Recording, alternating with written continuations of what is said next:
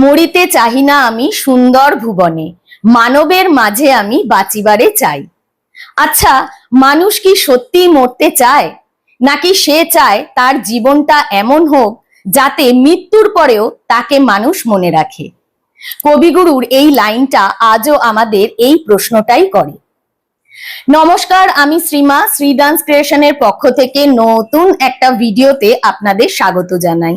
অনুরোধ থাকলো আমার পুরো ভিডিওটা দেখার।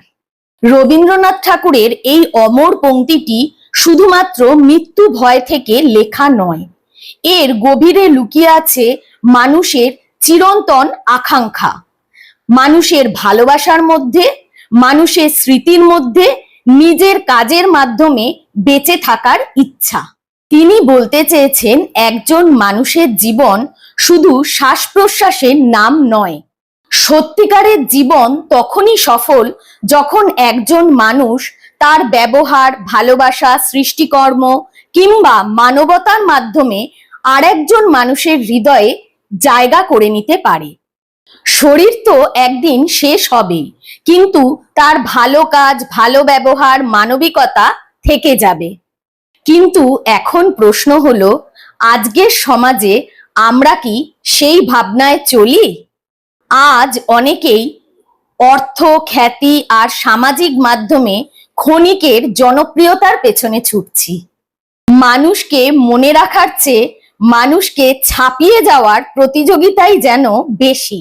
অথচ মানুষ কাউকে তার সম্পদের জন্য নয়, তার ভালোবাসা, তার ব্যবহার, তার সততার জন্যই মনে রাখে। তাই কবিগুরুর এই লাইন আজও সমান প্রাসঙ্গিক। সত্যিই যদি বাঁচতে চাই, তাহলে শুধু নিজের জন্য নয়, মানুষের উপকারে আসার মতো কিছু করে যেতে হবে। কারণ জীবনের দৈর্ঘ্য নয়, জীবনের মূল্যই মানুষকে অমর করে তোলে। তাই আসুন এমন ভাবে বাঁচি যাতে আমাদের অনুপস্থিতিতেও মানুষ আমাদের ভালোবাসা আর শ্রদ্ধার সঙ্গে স্মরণ করে। এটাই কবিগুরুর এই কবিতার শিক্ষা। তাহলে বন্ধুরা, আমার ভিডিও কেমন লাগছে অবশ্যই কমেন্ট বক্সে জানাবেন। যদি ভালো লাগে তাহলে লাইক, কমেন্ট, শেয়ার করে পাশে থাকবেন। ফলো করতে ভুলবেন না।